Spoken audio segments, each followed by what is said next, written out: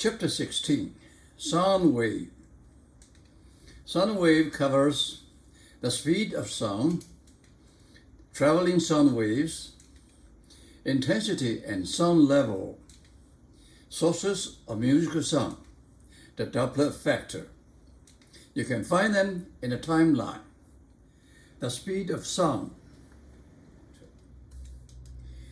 A sound wave can be roughly defined as any longitudinal wave. Seismic prospecting teams use such waves to probe Earth's crust for oil. Ships carry sound range gear, sonar, to detect underwater obstacles.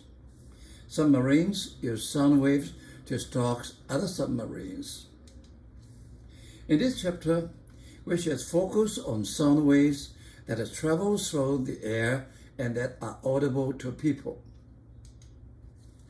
This is a picture. Okay. A computer-processed image of a fetal head shows how sound waves can be used to explore the softer tissues of the human body. Figure illustrate several ideas that we shall use in our discussions. Point S represents a tiny sound source called a point source that emits sound waves in all directions. The wavefront and the rays indicate the direction of travel and the spread of the sound waves. Wavefronts are surfaces over which the oscillations of the air due to the sound wave have the same value. Such faces are represented by whole or partial circles in two-dimensional drawing for a point source. Rays are directed lines perpendicular to the front wave that indicate the direction of travel of the wavefront. The short double arrows superimposed on the rays indicate that the longitudinal oscillation of the air are parallel to the rays. Near the point source, the wavefronts are spherical and are spreading out in 3 dimensions, and the waves are said to be spherical. As the wavefronts move outwards and their radii become larger, their curvature decreases. Far from the source, we approximate the wavefronts as straight lines, and the waves are said to be planar.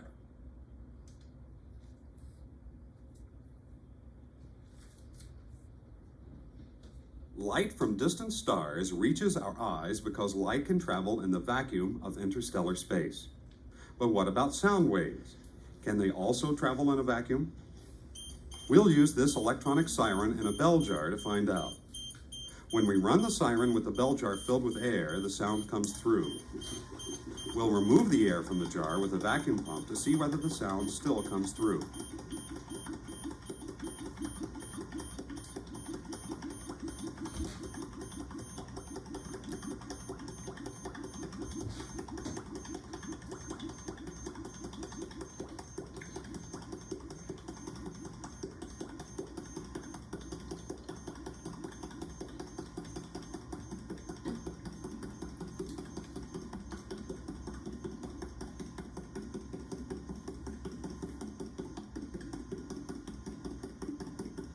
Now that the air is gone from the jar, we can no longer hear the siren.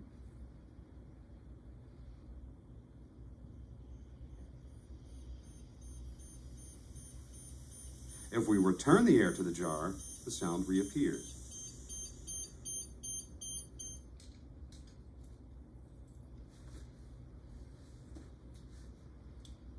We'll use this siren disc to show how sounds are produced by pressure changes in the air. The siren disc has numerous small holes regularly spaced along circles of varying diameter. The number of holes in each circle is greatest for the outer circle and decreases toward the center. We'll spin the disc at a constant speed. Then bring an air jet up behind each circle of holes in turn. This is the sound produced by air passing through the outer sets of holes.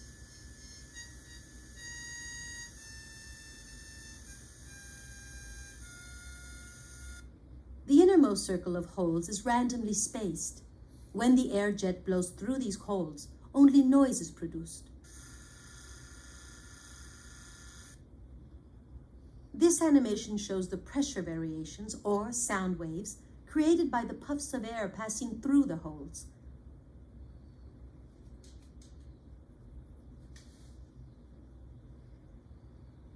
Have you ever wondered how a speaker produces sound? We've cut the outer parts of the speaker off so that we can see the diaphragm of the speaker from the side. We'll power the speaker with a 10 Hz signal from this audio oscillator. Notice the motion of the diaphragm. The diaphragm pushes the air as it moves, creating a pressure wave at the same frequency as the motion of the diaphragm. We'll now increase the driving frequency. When the frequency is high enough, the pressure waves created by the speaker are heard as sound.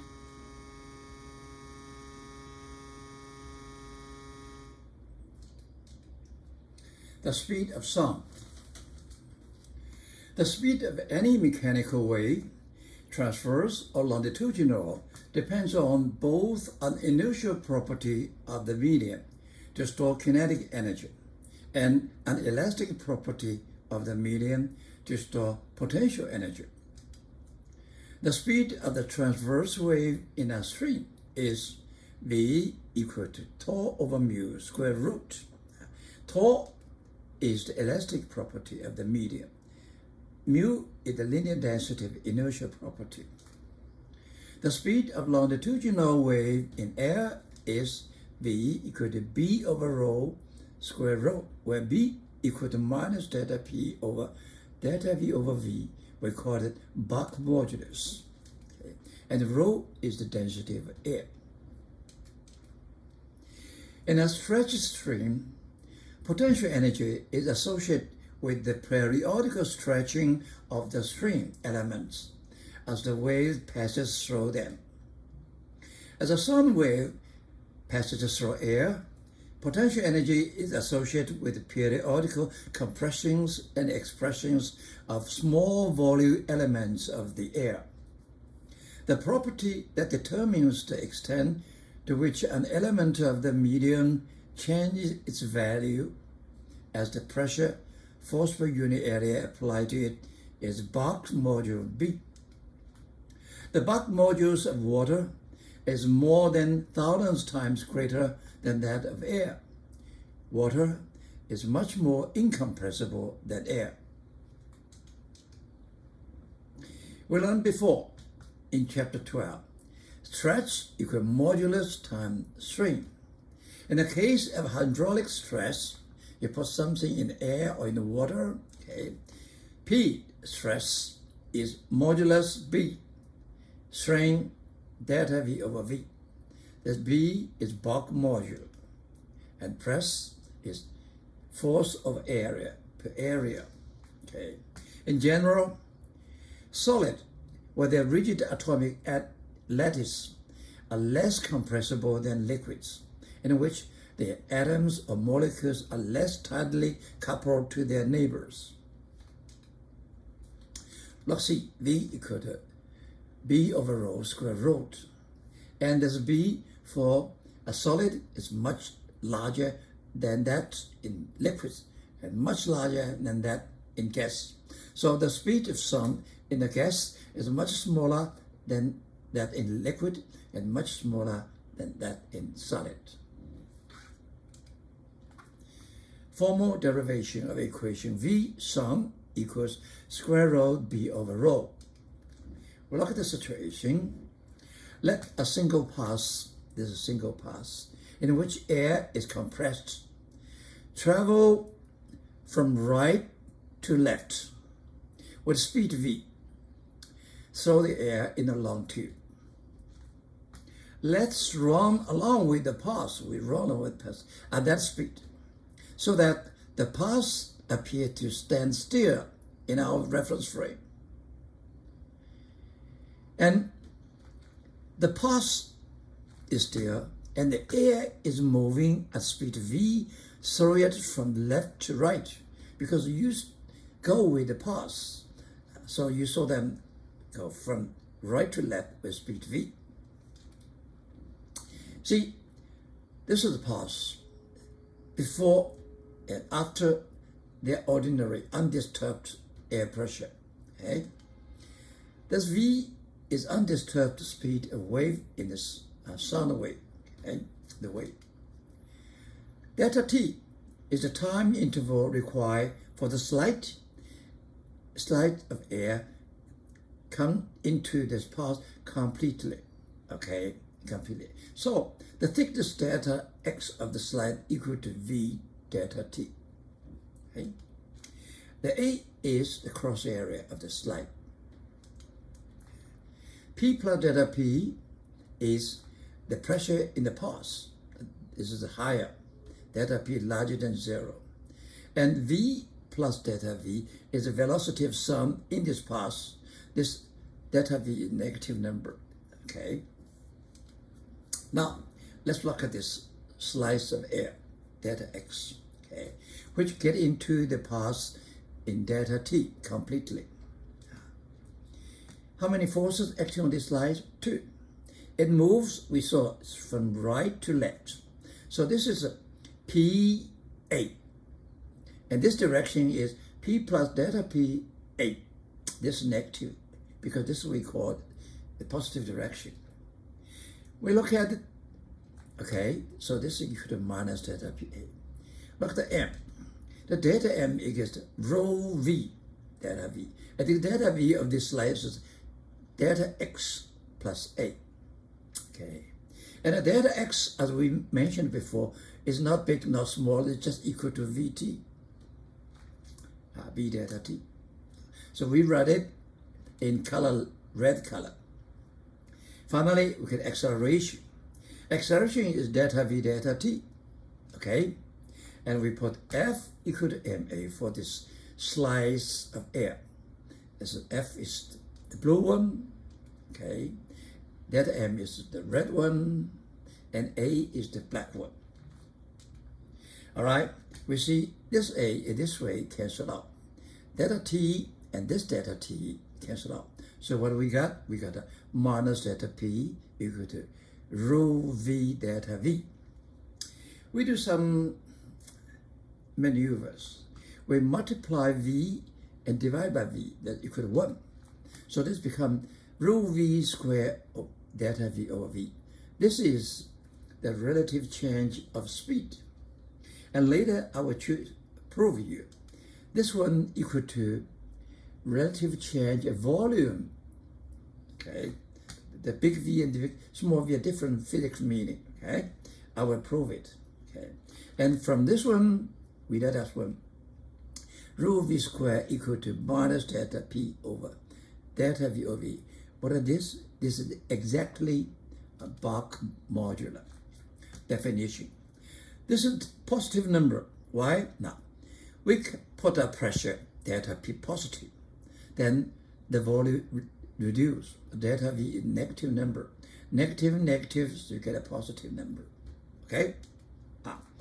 So this is a B.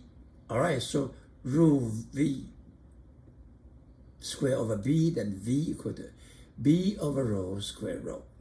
We prove it. Okay? Now, next, I'll prove this one.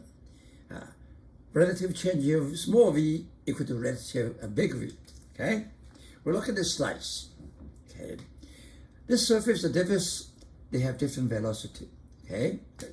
Usually. So I call this V. This is the V plus delta V. Or delta V can be negative number. I don't know. Okay? And then after delta T, it moved to this one. Now, so this length is V delta T. This length is the delta V delta T. Okay? Let's see the volume change.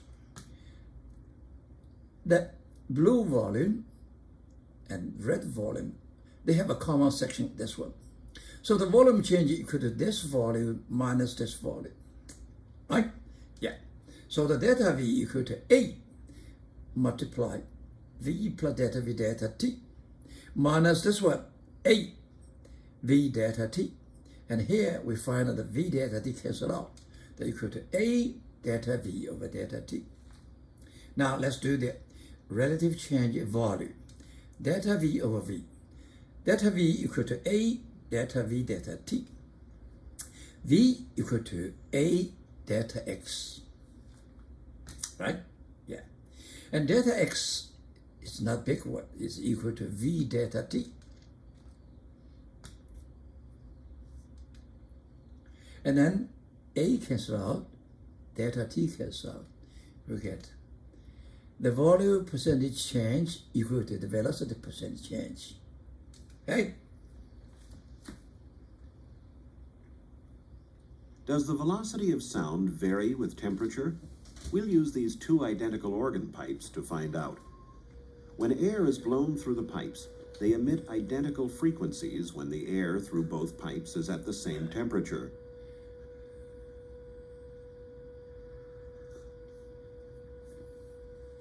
When we heat the air going through one of the pipes, the combined sound from the two pipes begins to beat.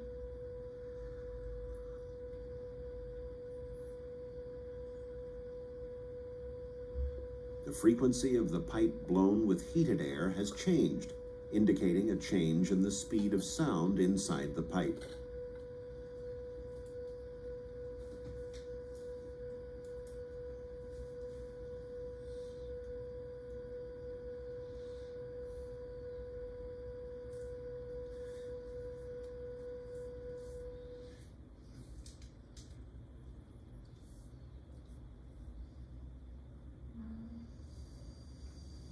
We'll blow this horn first with air, then with helium.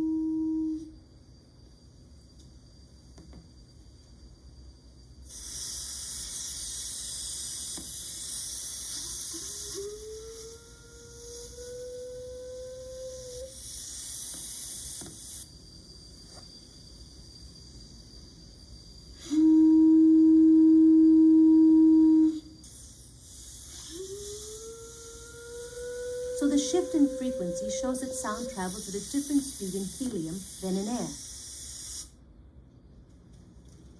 This is the human voice with air.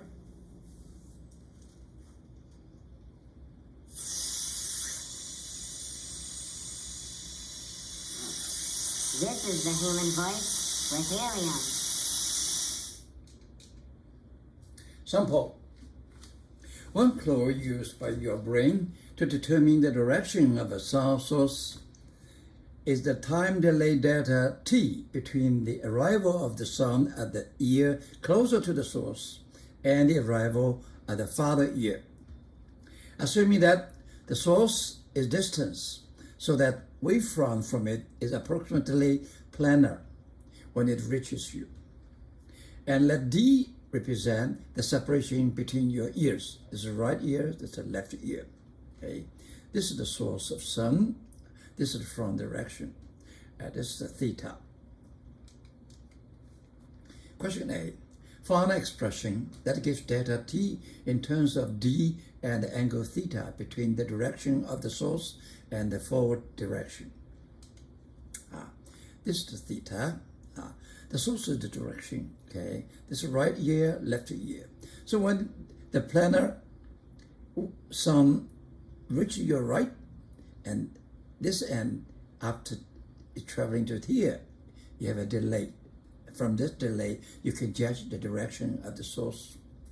Okay, so delta T equal to D over V air, and this D in this rectangular triangle equal to big D sine theta. Okay, so if theta equals 0, that means the source is in front of you. Theta equal to 0 or delta T equal to 0. Sine 0 to 0. When the source is on the right side, the angle is 90 degrees. Okay, that's right. And the delta T, this is standard degree, is 1 D over dA. So the time delay is between these two, okay? Between these two. Your brain get used to it. Question B. Suppose that you are submerged in water at 20 degrees of Celsius. When a wavefront arises from distance directly to your right, based on the time delay clock, that means you experience in the air. At what angle theta from the forward direction does the source seems to be? Okay.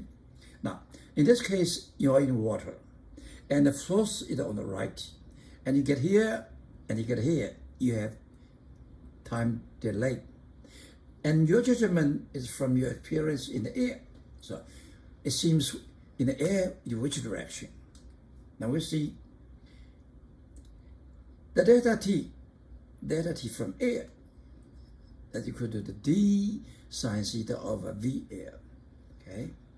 And the delta t from water is equal to big D over sine theta is 1 over v, water. This is the velocity of sound in water, okay? And you suppose by experience, you get this one. And then you suppose by experience is like this one, okay? Then you make it equal, you find the delta t. Find the sine theta. Sine theta equal to V air over V water. And you find, put the number 343, put the number 142, you get theta equal to 13 degrees. That's quite different. You misjudge the direction, because direction is here. And what you put is 13 degrees here. You have about more than 70 degree difference. Okay. Traveling sound waves. Let's look in some detail at the displacement and the pressure variations that we associate with a sinusoidal sound wave passing through air. This is a very long tube with air transmit from right to left. Okay. Consider a thin element of air of thickness delta x, located at a position x along the tube. Now this one. The location is x, the thickness delta x. Okay.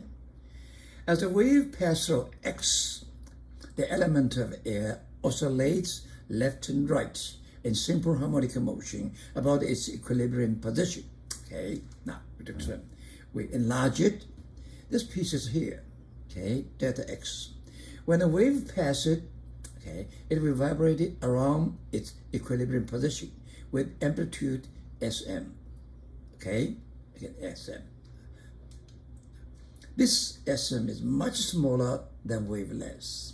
Okay, and the pressure change because the violation is much smaller than the press in the tube. Okay.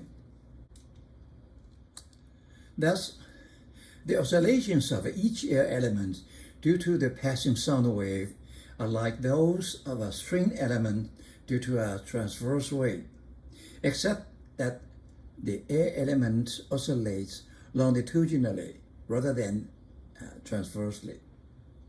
To describe the displacement Sxt of an element of air from its equilibrium position, we can use either a sine function or a cosine function. In this chapter, we use a cosine function. S equals Sm cosine kx minus omega t. Here, Sm is the displacement amplitude. That is, the maximum displacement of the air element to either side of its equilibrium position. The angular wave number k, angular frequency omega, frequency f, wavelength lambda, speed v, and period k for a sound longitudinal wave are defined and interrelated exactly as for transverse wave, except that the lambda is now displacement again along the direction of the travel, in which the pattern of compression and expressions due to the wave begins to repeat itself. And this is the one that repeat. This is the one. This is the one. This is lambda. Okay. We assume Sm is much less than lambda, and we will prove it. Now let's look at this one. This is a slide of air. This is a cross area. This is the thickness delta x. Their vibration are different. So their displacement, this and this are different. This is we call it Sx. This is called x plus delta x. Or we write it Sx plus minus delta x, delta s. Okay? Then after a while, this v equal to a delta t. This is s. And after a while, the red volume become the blue volume because they are lots of difference, so they are different. Okay, what the delta v as before. The delta v, the blue volume minus the red volume. This is part is very common. So that delta v equal to this volume called s x plus s times a minus this one sx plus a. Okay, this is a displacement. Okay, and b we know equal to rho v squared. Then we see delta p equal to minus b v delta v over v. This is we learn stretch equal to modulus by the strain. Okay, so delta p equal to minus b rho v squared. This is delta v, a delta s. V is a delta x, and a cancel out. Delta x delta s delta x. We can write it round s round x. And round x we do the derivative round x round x. Cosine becomes minus sine, and we have a k outside, so you get minus rho v k. This one. You get minus sine, minus get a sine. Sm, you have a k out, so you get rho v squared k sm sine. This is a sine. This is called delta pm. Where delta pm equal to rho v squared k sm is the maximum pressure variation. It is normally very much less than the pressure P that it prevails when there is no wave. Now we look at this one. Okay. Recall that we can produce such a wave, but sinusoidally moving a piston at the left end of the tube. Okay, the piston's rightward motion moves the element of air next to it and compress that air. The passing leftward motion allows the element of air to move back to the left and the pressure to decrease. As each element of air pushes on the next element in turn, the right-left motion of the air and the change of its pressure traveling along the tube are sound waves. This is displacement of air element. This is the pressure variations. They are both sinusoidal, okay, cosine, sine, okay. The delta p equal to rho v squared ksm. But when it's cosine, when it's sine, they have phase different half pi or 90 degree, okay. Okay. When a sound passes through air, both the pressure variation and the displacement of a slice of air are sinusoidal, so cosine, sine. But two waves are half pi radius or 90 degree out of phase. The pressure varies between 0, this is 0, this is minimum, maximum, okay, when the displacement is a maximum. This is a displacement, this is a pressure variation. They have 90 degree different, okay, this maximum, you move 90 degree. there is a phase difference 90 degrees between delta P and S. Delta P and Sm. Sm is much smaller than the wavelength lambda, and delta P is much less than the P. Experimentally, it is usually easier to measure the pressure variation than measure the displacement. Sample. The maximum pressure amplitude delta Pm that the human ear can tolerate in loud sounds is about 28 Pascal, which is very much less than the normal air pressure of about 1 atmosphere, 1 to the 5th Pascal. What is the displacement amplitude Sm for such a sound in air of density rho 1.21 kilogram per cubic meter at a frequency 1000 Hertz and a speed of 343 meters per second? This is a very simple one, just plus the number, okay? We know delta P equal to rho V omega sine FC. What do we find? We know this one. We will find Sm. So Sm equal to delta P over rho V omega. Then we put that. Delta P is 28, V is 343, rho is 1.2 kilogram, and omega is thousandths per 2 pi.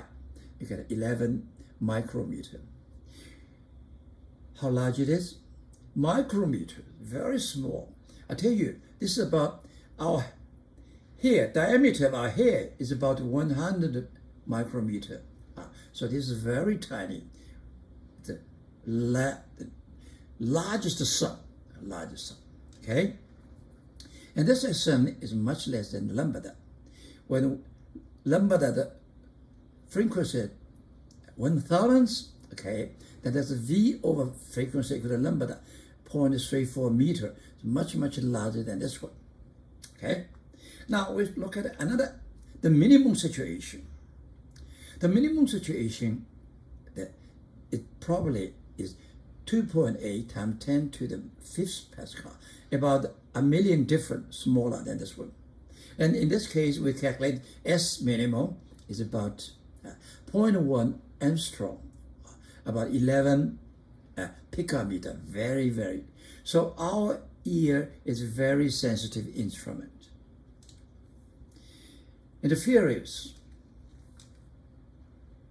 Figure shows 2-point source S1 and S2 that emits sound wave of wavelength lambda in phase. That is, the emerging waves reach their maximum displacement value simultaneously. Okay?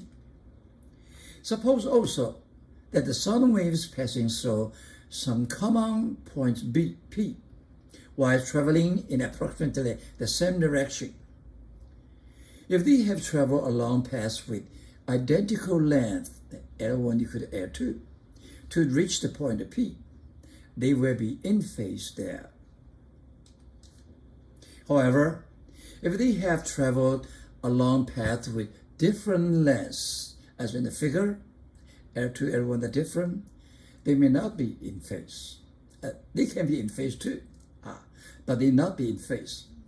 Their phase difference phi at point P depends on path length difference. Delta L equals L2 minus S1. Since the phase difference phi of 2 pi radius corresponds to 1 wavelength lambda, thus we can write the proportion phi delta V, 2 pi lambda, and we can calculate the phi phase difference from delta L. So phi equal to 2 pi over lambda delta L, or 2 pi over delta over 8. Okay.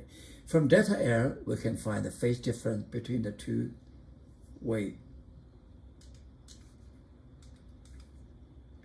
When two waves travel along different paths, the path length difference delta L can alter their phase difference phi.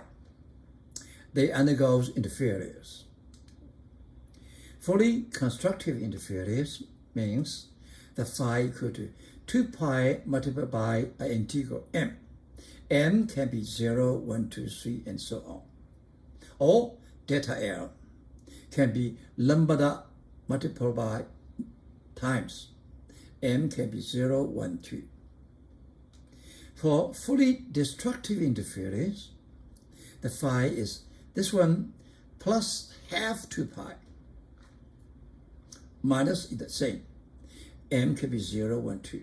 Or delta L equal to M lambda plus half lambda or minus half lambda, where M can be 1c. Okay?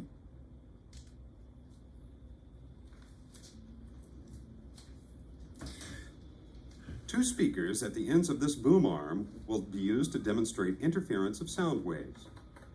Both speakers are driven in phase by an audio oscillator. A microphone placed in front of the boom arm will pick up the combined sound signal from the two speakers for you to hear.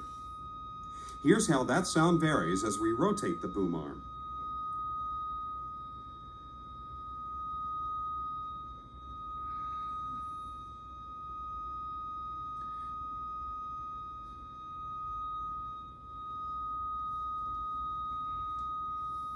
Notice the intensity pattern of the sound. There are points of high intensity and low intensity at regular intervals.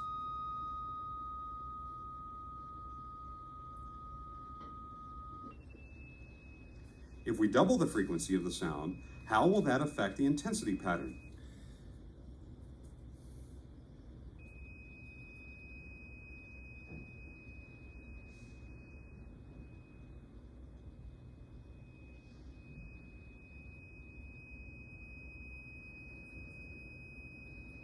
The points of high and low sound intensity are now closer together.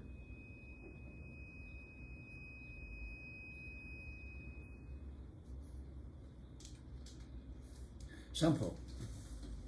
In figure, 2 point source S1 and S2, which are in phase and separate by distance d equal to 0.5 lambda, emitted identical sound waves of wavelength lambda. Question A. What is the path length difference of the wavelengths from S1 and S2 at point P1, which lies on the perpendicular bisect of distance d, at a distance greater than d from the sources? What type of interference occurs at P1? We know the delta L, L1 and L2 at point P1 is the same. So delta L equal to 0. That means the sound interference, they are fully constructed in phase. What are the path length difference and types of the interference at point P2? And the P2 is on the line, extend the line. We know the distance L1 and L2 is always d, and the d is 1.5 lambda. Okay? So delta L equal to 1.5, that means the sound here is always fully destructive. Right? Question C. Figure B shows a circle with a radius much greater than d, center on the midpoint between the source S1 and S2. What is the number of point N around its circle at which the interference is fully constructive? That is, how many points on the circle which is fully constructive? Now we look at this one. As we calculate, these two are always fully constructive. These two, the phase difference or the path difference 1.5 lambda, okay? 1.5 lambda.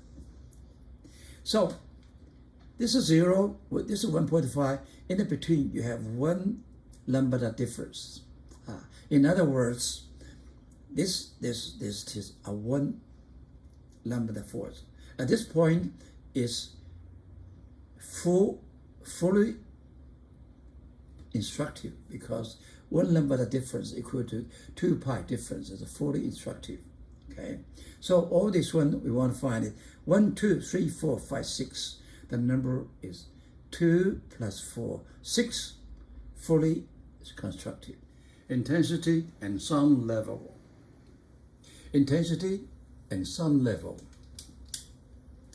The intensity I of a sound wave is defined to be the average rate per unit area at which energy is transferred by the wave. This is the average rate is the energy per second, per unit time, per unit area. Okay. So the intensity I of a sound wave is average energy per second per unit area meter square. We know the vibration of the sound element is S equals Sm cosine Kx plus omega t. Okay. And its velocity is rho S rho t. We go to rho t, we get cosine is minus sine. You have a minus omega, you get omega Sm sine omega t. Okay. And let a kinetic energy of the slim slide of the air of thickness dx, area A, and mass dm. So we know dk equal to half dm v squared. dm is rho v. V is dx plus minus A, cross area thickness. And the vs is this one, omega s sine kx minus t squared.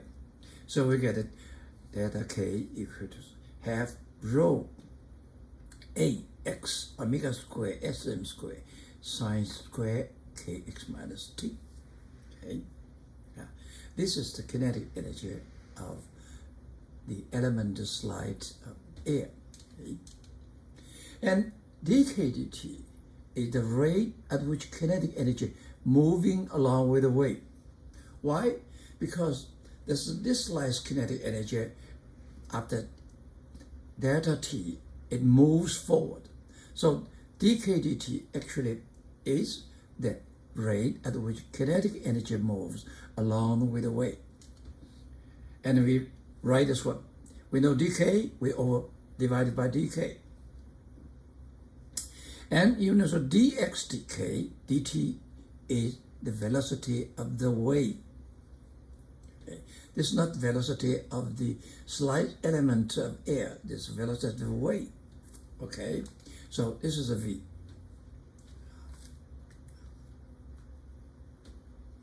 And this is changing with x, changing with t, changing all the time.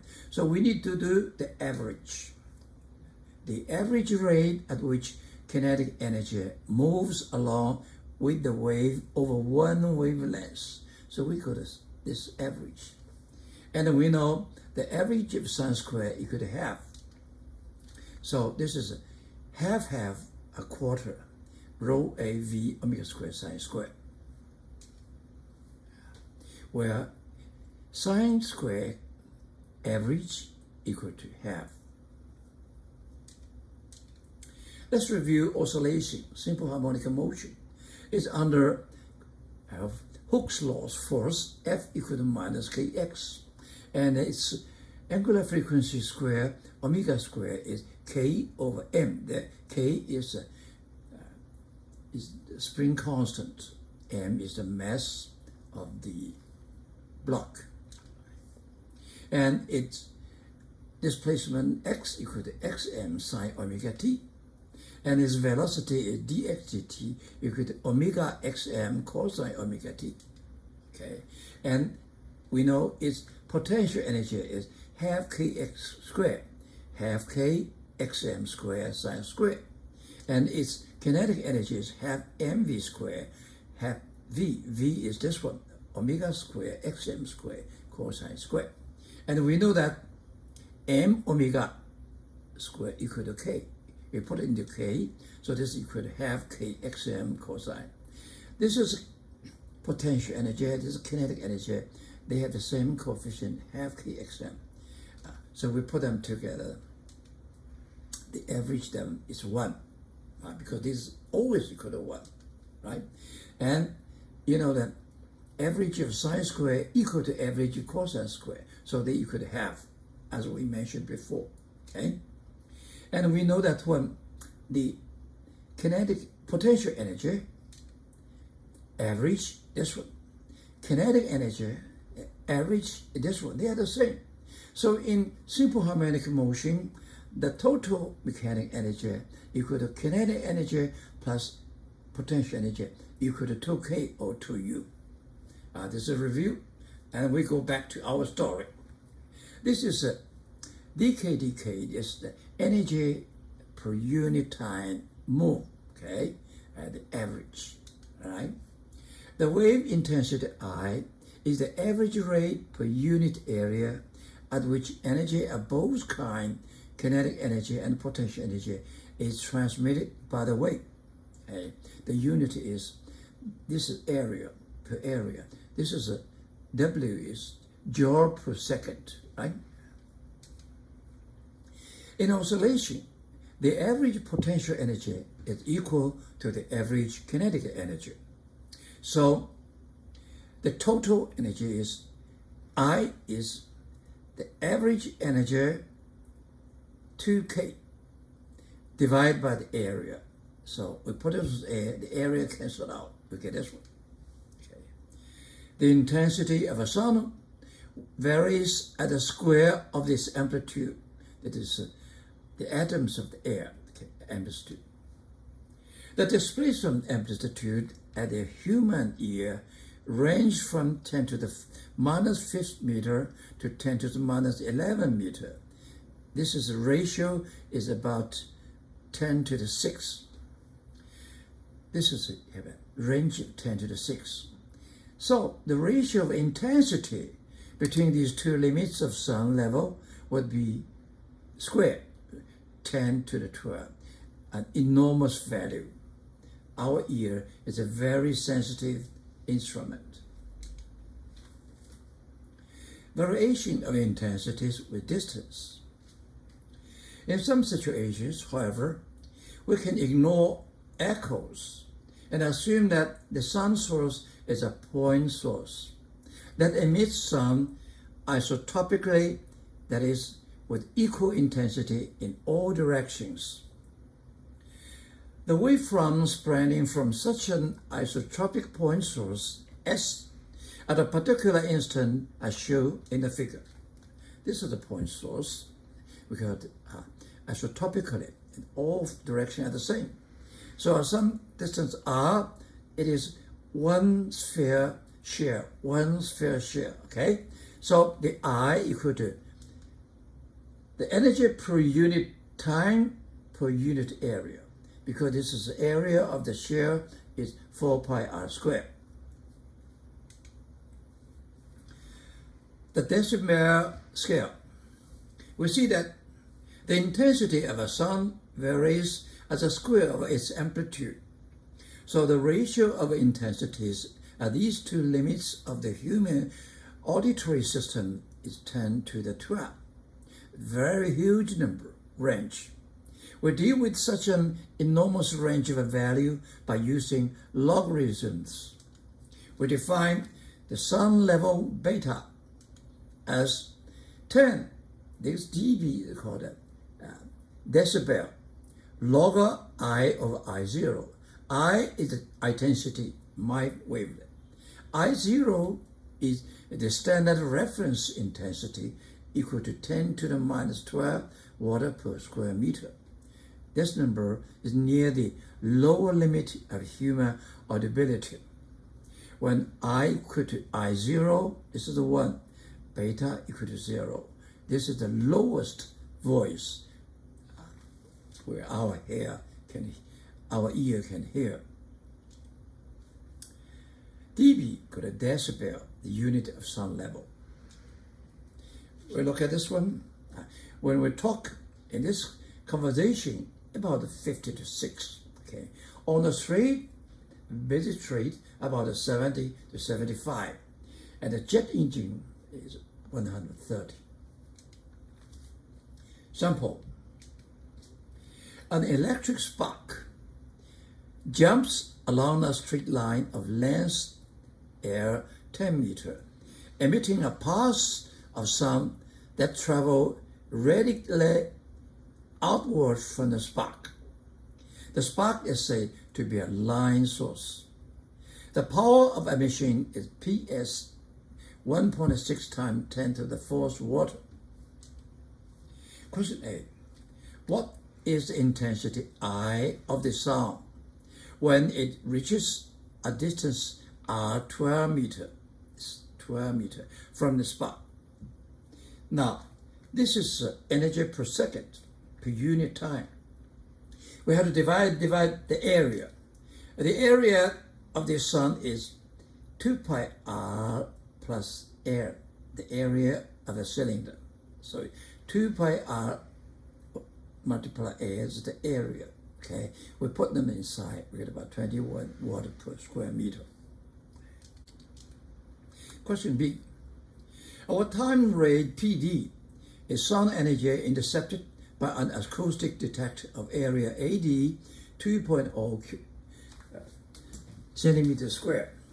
Aim at the spark and located a distance r 12 meter from the spot. We know the I. Okay, we know the AD. We can find the sound energy. Okay. PD equal to IAM. You put the number inside. We just calculate the I. Now given the AD, you get it's about 4.2 milliwatt. Sample. In 1976, the WHO set a record for the loudest concert.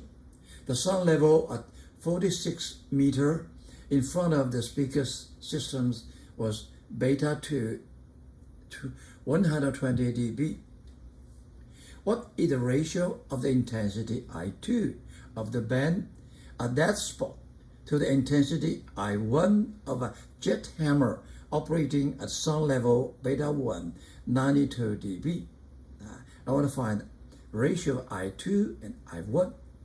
Okay, that's simple. We see beta 2 is equal to the intensity over I0 log. Beta 1 is equal to intensity of the jet hammer to 0. This is the same thing. So we see beta 2 minus beta 1 equal to 10 log I2 over I0 minus 10 log I1. This is 10 taken out. We put log together. We get is 10 log I2 over 0 reverse. Multiply I0, I2. I0 cancel out. So you get a 10 log I2 over I1. This is the one we are asked to find. And this is, we know that when 120 minus 92 is 28 dB. So we can find I2 over I1. Log I2 I1 equal to 2.8 and I2 over I1 equal to 10 to the 2.8, about 630 times. Sources of musical sound. Musical sound can be set up by oscillating strings like guitar, piano, violin. Membranes like kettle drum, snare drum. Air columns like a flute, oboe, piped organ. Wooden blocks and steel bars like marimba, xylophone, and many other oscillating bodies. Most instruments involves more than a single oscillating part. In the violin, for example, not only the strings, but also the body of the instrument participates in producing the music. This is all kind of a violin or a saxophone. This is a violin, viola, cello, bass. This is a soprano saxophone. This is a alto saxophone. This is a tenor saxophone. This is a baritone saxophone. This is a bass saxophone.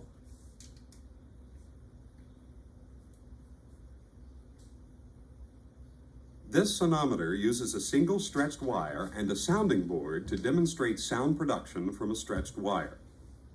The wire is put under tension with a hanging weight. Electrical pickups transform vibrations in the wire into electrical signals which are amplified and then fed into this speaker and oscilloscope. Here is a note produced by the wire under the full tension of the weight. If we decrease the tension in the wire by lifting up on the weight, the frequency decreases.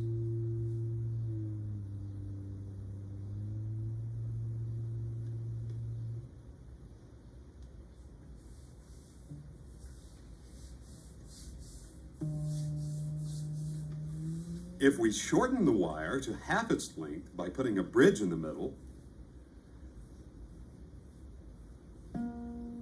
the frequency increases.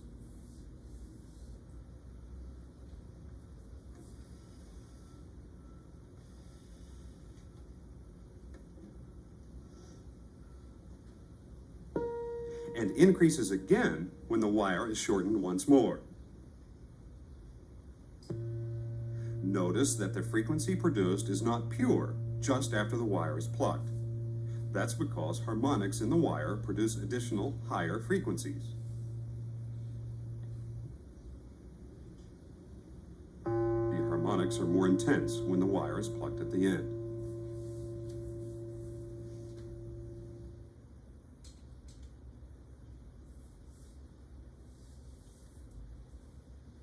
This xylophone has a series of metal bars of various sizes.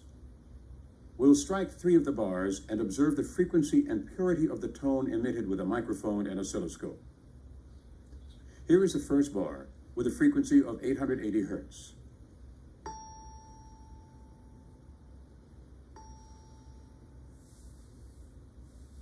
Here is the second bar with a frequency of 1760 Hertz.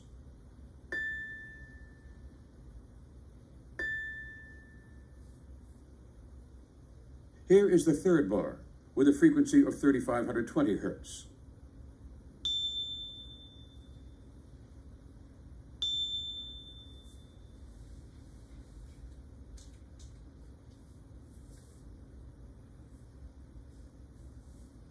This glass tube contains a movable piston. We'll drive this small speaker at the end of the tube at 1500 Hertz and show resonance at different tube lengths by moving the piston. When the sound intensity is greatest, the tube is in resonance. If we mark the positions of the pistons which give us resonances, we see that they are regularly spaced.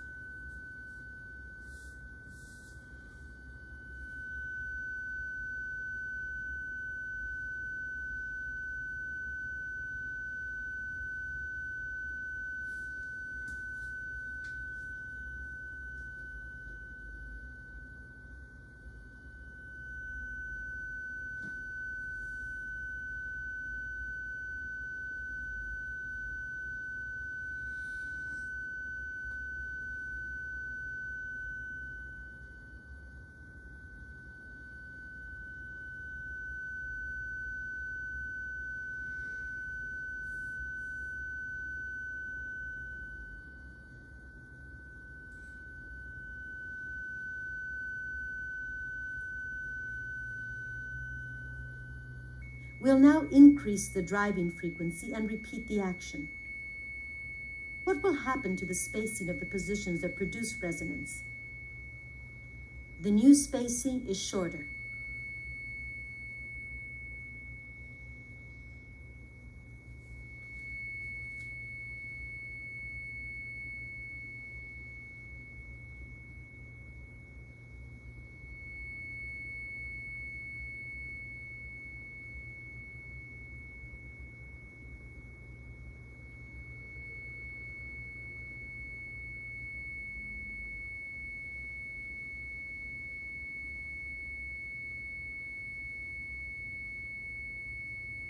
This small microphone will now be moved inside the tube while the tube is in resonance.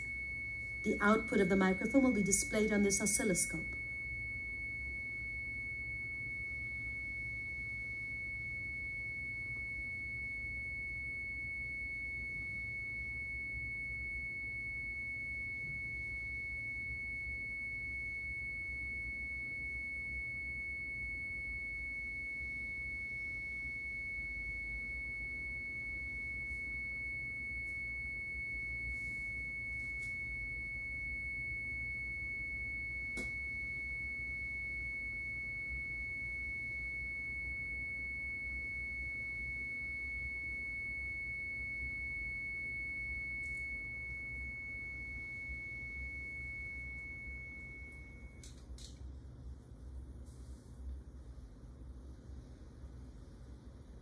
This glass tube will resonate when air is blown across the opening.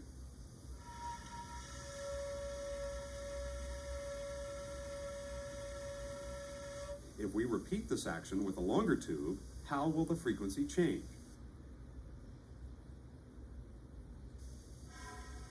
The frequency of the sound is now lower.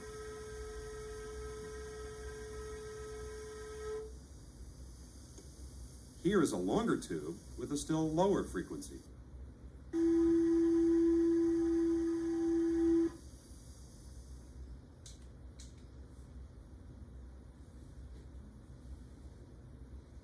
We'll use this long glass tube and some cork dust to demonstrate standing sound waves in a column of air.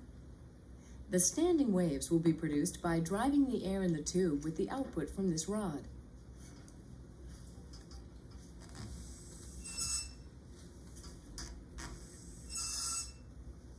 When the standing wave forms, the motion of the air pushes the cork dust into regularly spaced piles. This is note, this is antinote, this is note.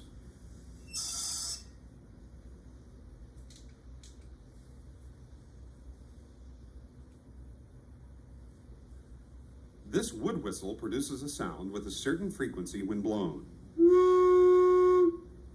If we shorten the air column inside the whistle by moving this end stop, how will the frequency produced compare with the original frequency?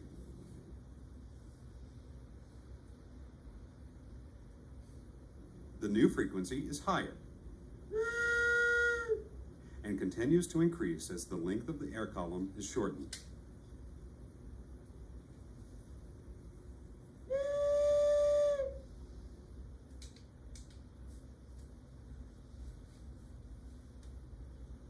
These pipes will produce loud musical sounds when a gas burner is placed inside them at just the right point.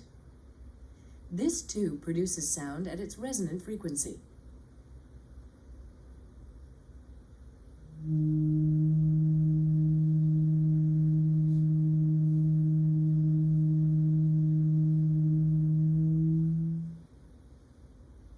This pipe is longer than the first. It produces a sound with a lower frequency.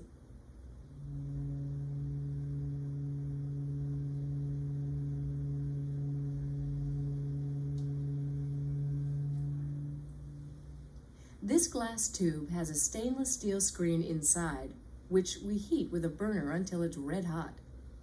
Hot air rising from the screen causes the tube to produce a musical tone. If we turn the tube on its side, it no longer produces sound. Returning the tube to a vertical position restores the sound.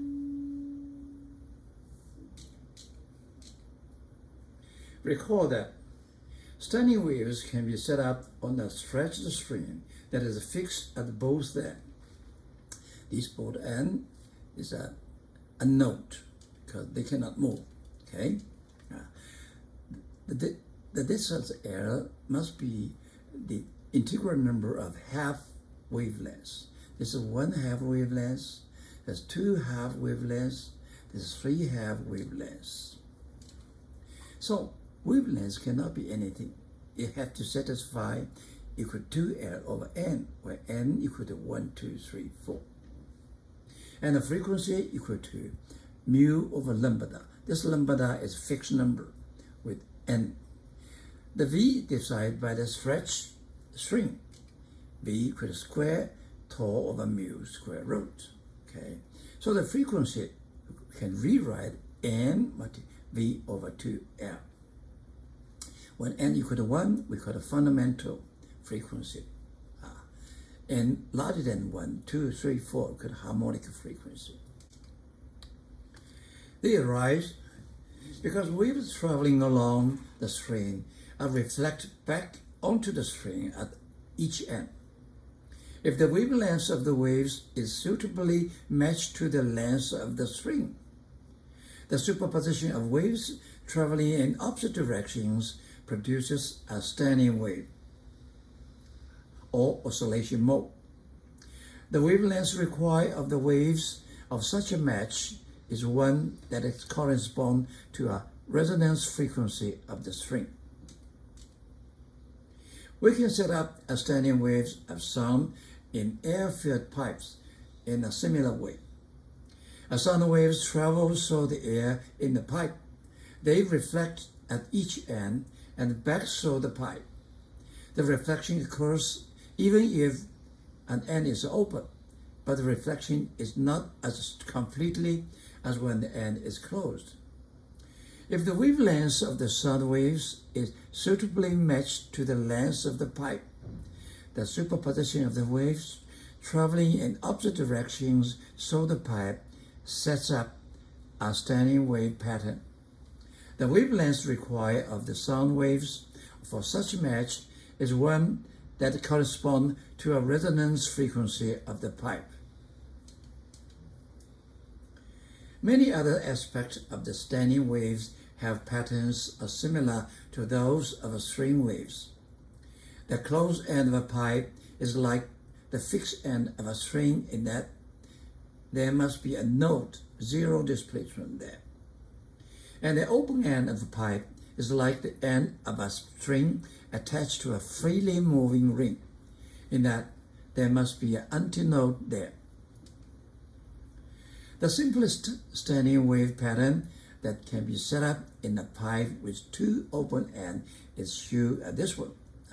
On this open end, this is antinodes, maximum displacement, okay, maximum amplitude. And we can describe similar like a transverse wave, like this one.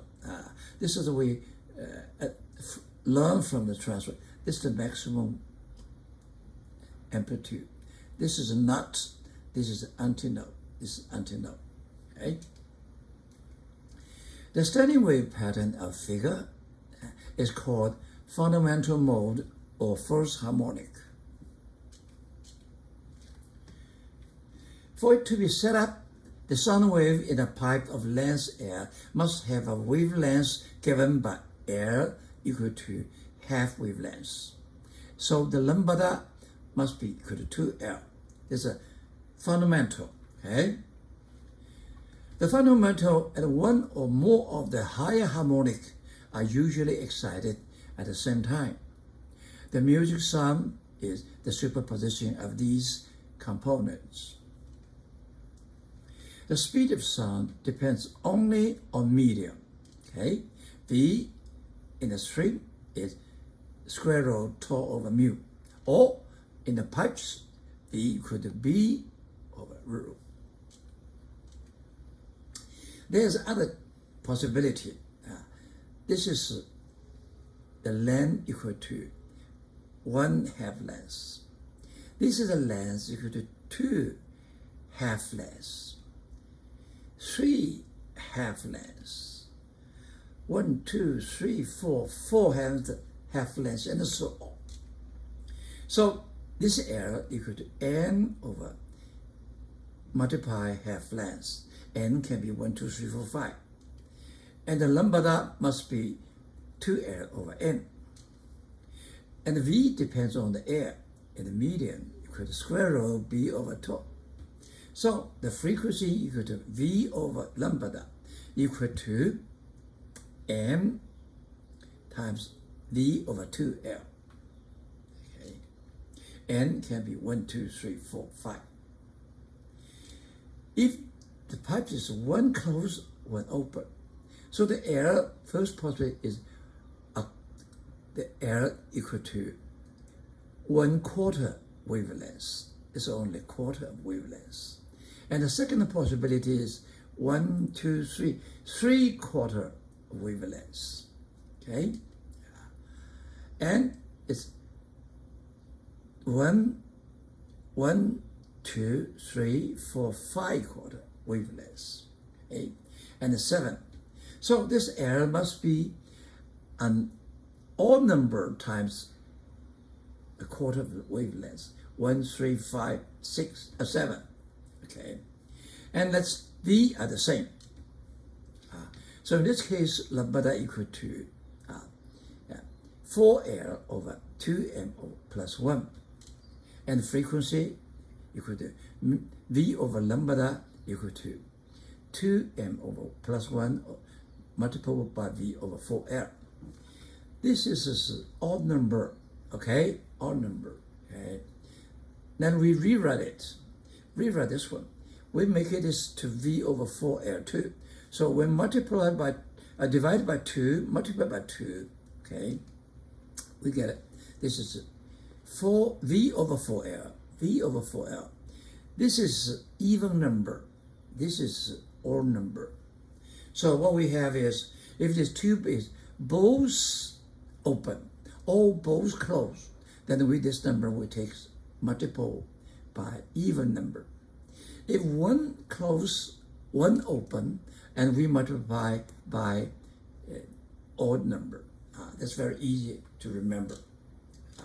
This is a sound waveform of different instruments. This is from flute, this is from oboe, this is from saxophone.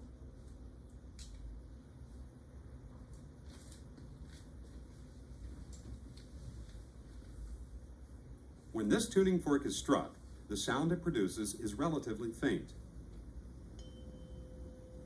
If we place it in a box designed to resonate at the same frequency as the fork, the sound is much louder.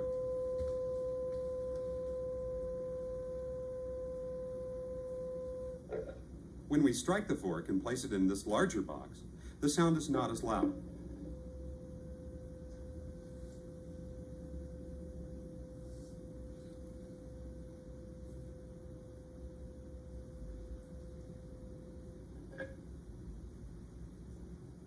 But the sound from this lower frequency tuning fork does increase strongly when placed in the larger box.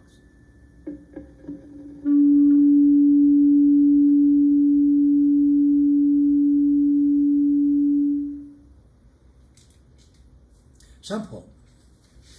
With background noises from the room, set up the fundamental standing wave in a cardboard tube of length L 67.0 centimeter with 2 open ends. Assume that the speed of sound in the air within the tube is 343 meters per second. Question 8. What frequency do you hear from the tube? We know this is a both end open, so we use this one should be odd number. Even number. 2, 4, 6, 8. 8. And we have everything. Okay, we have V, we have L, you put them sign. The lowest is for 2, okay, 256 hertz. If you jam your ear against one end of the tube, what fundamental frequency do you hear from the tube? When you jam one end of the tube, this tube becomes one open, one closed. So we have to use another formula. This number, you have to use the odd number, okay? 1, 3, 5, 7, and so on, okay? So this is equal to M, 122. This M is 1, 3, 5, 6 is odd number. This is even number.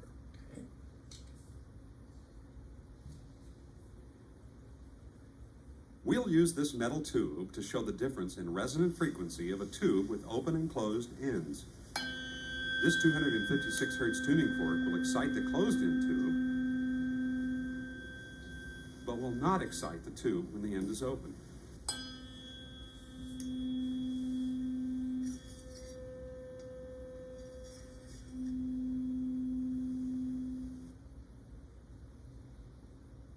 When both ends of the tube are open, this 512 Hz tuning fork will strongly excite a standing wave in the tube. When the opposite end is closed, the 512 Hz fork no longer excites the tube strongly.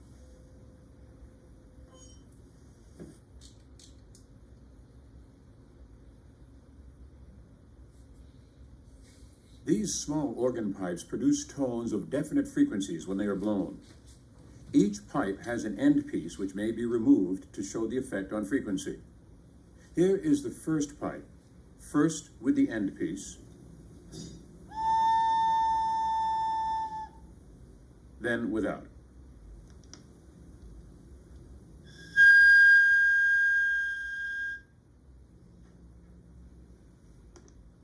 Here is the second pipe, first with the end piece,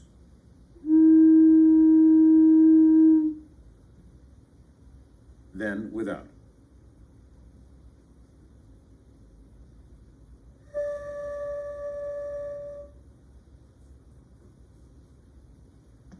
Here is the third pipe. First with the end piece.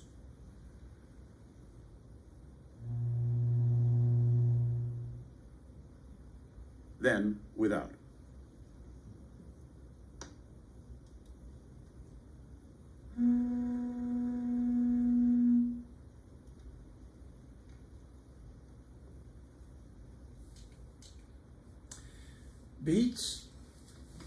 Beats phenomena, the amplitude of a sound changes periodically.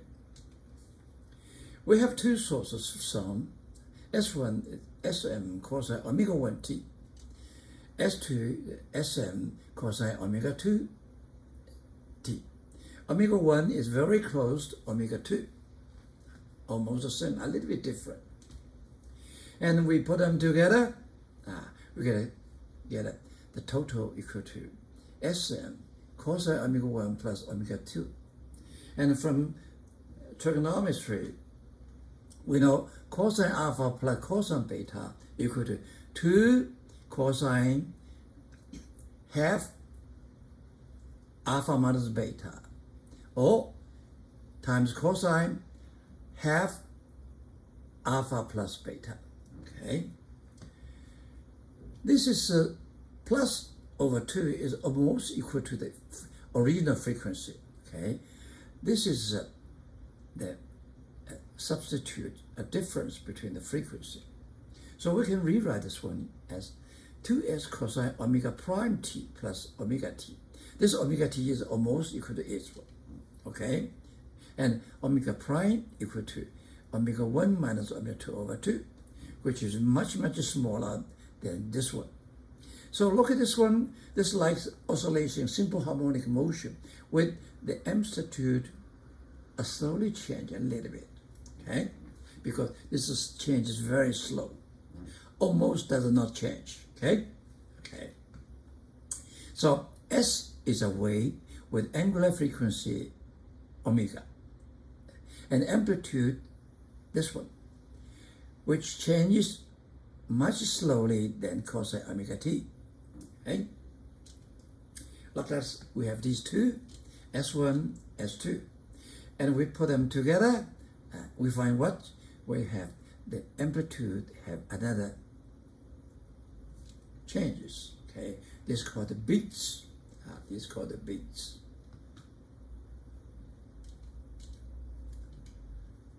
A beat, that is a maximum of amplitude, will occur when the quantity 2Sm cosine omega prime t has the value plus 2s or minus 2s.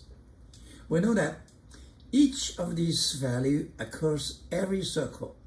So the number of beats per circle is twice the frequency at which the amplitude varies, okay? So the frequency of beats equal to 2 omega prime, equal to the difference between 2 omega, okay? With this one, we can correct the sound of piano and violin and so on. Musicians use beats phenomena in tuning their instrument.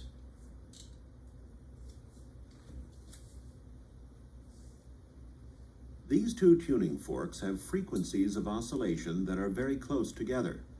The frequency of one of the forks can be adjusted by sliding these weights up and down the tines or arms of the fork. Here is the sound produced when the two forks are set at nearly identical frequencies.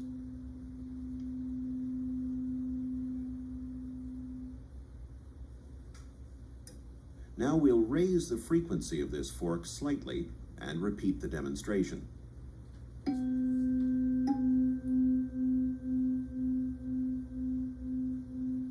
Notice the variations in sound intensity or beats.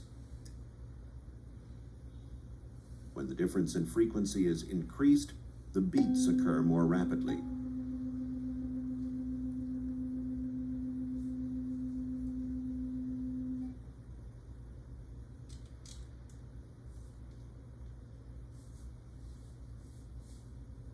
demonstrate beats and sound waves using these two audio oscillators. The signals from the oscillators will be added together and amplified, and then fed into this speaker and oscilloscope. The oscillators start with equal frequencies. Now we'll decrease the frequency of one oscillator.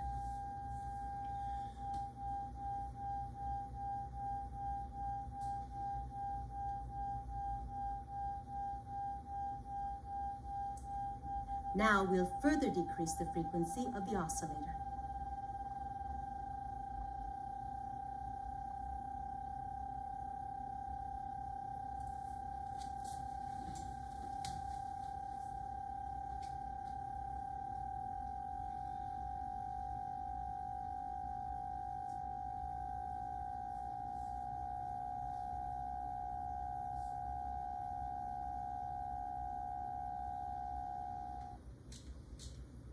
Sample. You wish to turn the note A3 on a piano to its proper frequency of 220 Hz. You have available turning forks whose frequency is 440 Hz. How should you proceed? The second harmonic of AC is 2 times 220, 440. So you listen beats while turning piano until the beats notes disappear. Okay, it's 440, 440. If you don't see the beats, that means their frequency at the same. Doppler effect. The Doppler effect. The Doppler effect is motion-related frequency change of wave. Is the Doppler effect. The Doppler effect holds not only for sound waves, but also for electromagnetic waves, including microwaves, radio waves, and visible light. Please use the Doppler effect with microwaves to determine the speed of a car.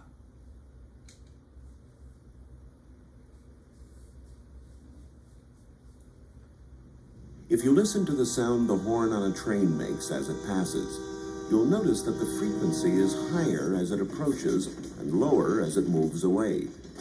We'll now demonstrate this Doppler effect using two small speakers mounted on a swing arm. Here is the sound the speakers emit when stationary. Listen to the changes in frequency as the speakers are spun around, alternately approaching and receding from the microphone.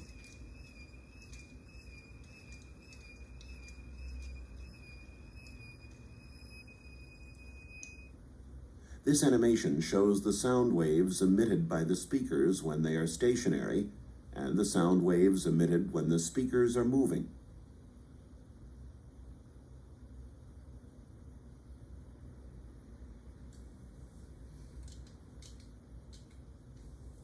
We should now derive equations for the Doppler effect for two particular situations.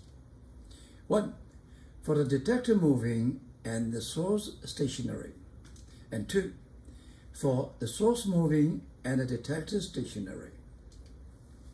Then we shall combine the equations for these particular situations to find the general Doppler effect equation, which holds for both those situations and also when both detector and the source are moving.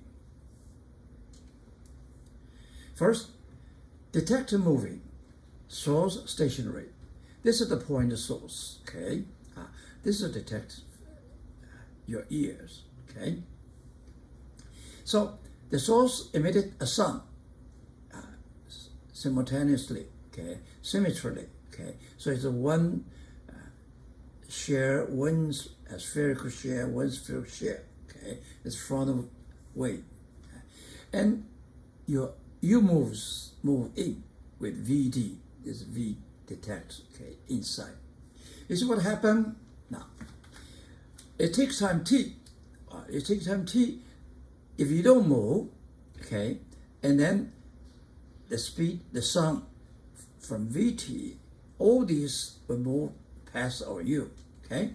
It's become this one after T, okay? So the frequency equal to Vt, this distance, divided by lambda. That means how many waves, how many circle, okay? And you divide by T is how many circle per second, okay? And the T cancel out, so the frequency equal to V over lambda, okay?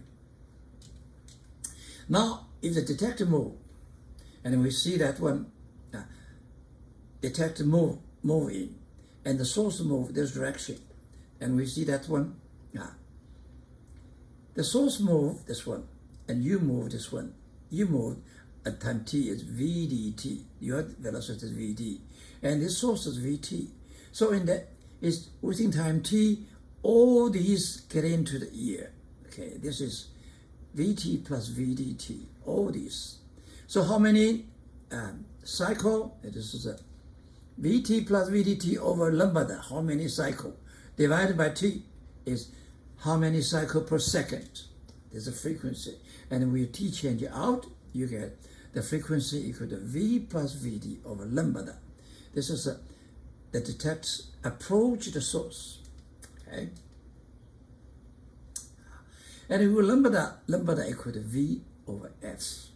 So you take f over here, and finally we get the frequency you hear when you're moving is equal to original frequency multiplied by this one. If this is 0, this is 1, exactly the same. Now the detector you move, you get a button. In general, you can leave this one, not only approach it, leaving this one. If you're leaving this one, you get a minus sign. Okay, so in general, you have plus minus. How do you decide the plus minus? The rule is if the detector moves toward the source, this frequency is larger than the original frequency. If the detector moves away from the source, then the frequency is smaller than the original frequency. Second, which is the source move, detector stationary. What happens when source move? We see when source is here, it emits a sound, and then the sound spread out uniformly and become a sphere. Okay, and then the source move. To the second time, it emitted another phase. So this sound spread another way. You know what happened? It's happening is the wavelength in this area is smaller than this area because the moving of the sound. Yeah. So what do? You see that the frequency equal to V over lambda. This lambda changes. How it change? In period, okay, the sound goes move Vt, and the source goes Vst. They should minus. So the lambda is deduced. If you look, this lambda is smaller than this size, okay, deduce. And the t is 1 over f. And we put a t equal to 1 over f. And then we put f, move up, we get the frequency you hear equal to the v, or this is sound wave, minus v source, okay? Or if you leave u, this can be positive, okay? So in general, it's frequency v plus minus vs. How to decide plus minus? That depends, okay? The minus means, this minus means the frequency increase, okay? They move together, okay? The positive means the frequency decrease. That means they leave together, apart from each other. The general Doppler effect, we put them together. So we have plus minus velocity of detect, minus plus velocity of source. Okay, this f prime is the frequency you get from detect. Okay, when the motion of the detect or source is toward the other, the sign or the speed must give an upward shift in frequency. Frequency increase if we move close together. When the motion of the detect or source is away from the other, the sign or the speed must give a downward shift in the frequency. The frequency goes down. Okay. In short, Towards means shift up, and away means shift down. Sample. A rocket moves at a speed 242 meters per second directly towards a stationary pole, through stationary air, while emitting sound waves at frequency 1250 Hertz. Question A. What frequency f prime is measured by a detector that is attached to the pole? Pole does not move. So in this case, we put angular. This is what moves, the source moves, okay? We see this is 0, this moves, okay? What is move? Okay, the speed, this is the source. It's close, so this should be larger than this one because they're close. This is larger, you need the minus sign, okay? And put a minus sign. So this is 0, this is minus sign, okay, minus sign. We get it, 4,248 Hertz, okay? This is, we measured by the detector. Question B. Some of the second sound reaches the pole, reflects back to the rockets as an echo. What frequency f double prime does a detector on the rocket detect for the echo? Okay, now ready for that. One thing we have to remind, this is f primes, not f, because when we reach the detector, the frequency changes. And here we see it. We change the role. The rocket is detected, and the pole is the source. And they are approached with each other. So this is positive, this is negative. 343, this is positive, close, positive. And this is the source. This is source from pole, the velocity 0, okay? Okay. So we get 7,240 Hertz. Supersonic speed, shock waves.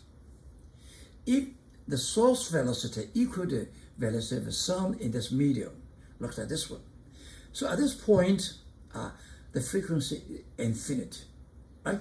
Because all the share come back this one, infinity. If the speed of sound larger than the speed of sound in the medium, so in this situation, the sound has not reached yet, the source already passed, okay? They go fast, okay? If Vs larger than V, we call it supersonic speed. The envelope of waveform is a cone, okay? And we call it Mach cone, okay? This is the speed of sound, and this is the speed of the source, okay? And the sine theta equal to Vt over V source T, V over source. This is the larger, the smaller, so this is smaller one. This is the smaller one. We call it Mach cone angle, okay? The ratio Vs over V, Vs is called Mach number. In front of this Mach number, a shock wave is said to exist along the surface of Mach cone, very sharp, because bunch of waveforms causes a abrupt rise and the fall of pressure at the surface passes. Next chapter. Chapter 17, Temperature and Heat. Welcome you make a comment and give suggestions so that this program can be more helpful. Acknowledgement. This video clip is a part of my lectures on college of physics during 1990 to 2021, based on the adapted textbook Principles of Physics by Holliday, Resnick, and Walker, published by Wiley. The demo videos were bought from a company in USA by my university for teaching. They helped a lot. I'm sorry for not remembering its name to show my appreciation. It seems that they came from the University of California, Santa Barbara, where I got my PhD in physics. Thanks God.